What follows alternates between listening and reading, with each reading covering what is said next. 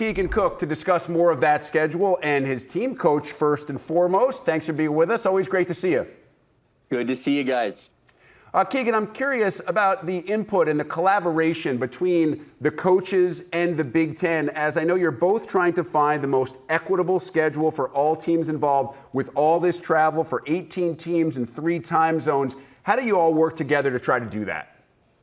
Yeah, it's probably about 70% of our time spent at these head coaches meetings these last 2 years has been on scheduling and 20 games versus a single round robin, discussing potential conference tournaments, everything you could think about. We barely make it out of there with things in place. But I'm excited for year 2 of the 20-game schedule here.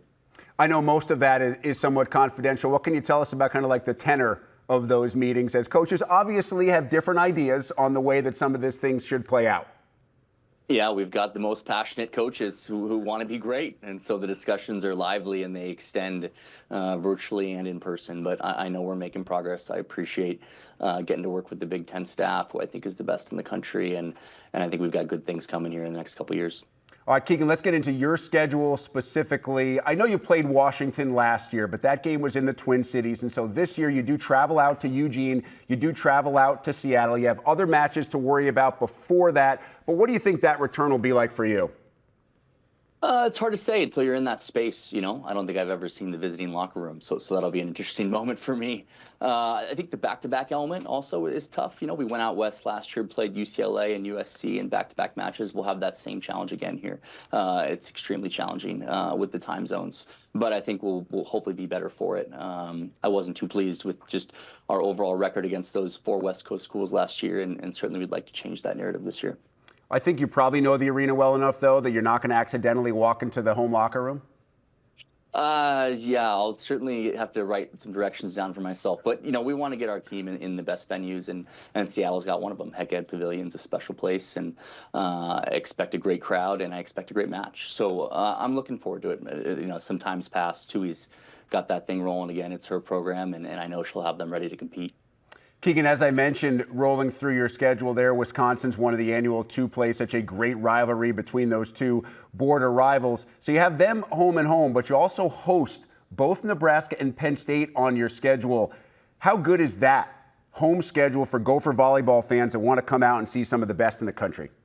Yeah, our home schedule for conferences is pretty amazing, just in terms of the quality of volleyball that we're going to get to see. November is going to be a heck of a month for this team, and I'm hoping we can build some momentum from September and October before we run that gauntlet in November. But those home games stand out, and then just the road venues, you know, some really hungry teams in the Big Ten that we've had some great matches with that sure would like to welcome us back to their facilities. So I got my eyes on that back-to-back road weekend with Indiana, Purdue, and Pacific Northwest schools, and certainly November has my full attention. Yeah, I think the term that you used, gauntlet, is absolutely perfect. It's an apt description for that 9-day span where you go back to back to back with Wisconsin, Nebraska, Penn State. I know when you take a head coaching job in this league, those are the kind of stretches that you are going to have to get yourself and your team acclimated to. So when you get into that kind of stretch, based on your history in coaching teams in leagues like this, where the opposition is so good night in and night out, how do you deal with it? I think it's in the weeks leading up. You know, you have to manage the load on these guys, and you know, you don't look too far ahead. I mean, when you're in the Big Ten, you're living day to day. You're not looking 2 matches down the road. You're living day to day, and I think one thing that we've been doing a good job of is just keeping our athletes healthy, and it's going to be a big part of our success over those probably 6 matches, I would say, starting with Illinois, and I believe Southern California, and then some of the traditional powers here in the Big Ten. But you got to be fresh in November, and we'll know everything we need to know about our team by the end of those 6 or 7 matches. Keegan, every coach in this league has to replace some really good talent. I think for you it's interesting because Melanie Schaffmaster was such a unique size for her position and allowed you to do some things offensively that a lot of other teams didn't see from their defensive perspective. Lydia Grote as well. How did their departure kind of change what your team will look like, especially maybe more so on the offensive end? Yeah, I think you've got a good sense of it. It's a full kind of reset of the offense here. I think last year we were known as one of the best serving, blocking, transition offense teams. We could hit a high ball pretty hard, but I think you're going to see more tempo. You might see more variety.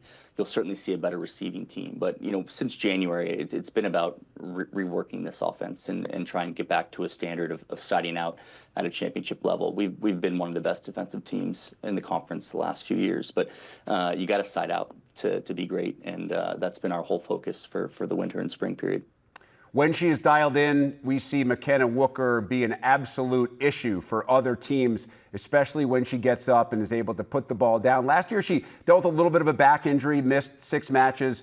First, how is she feeling? And second, what will you need from her this year?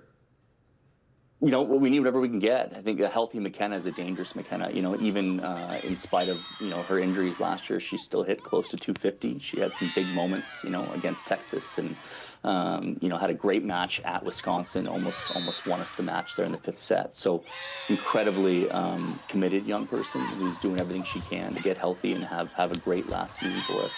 So that's just 100% of her focus right now. And the amount of work she's been doing quietly and lonely work to get healthy for her team just says everything about her.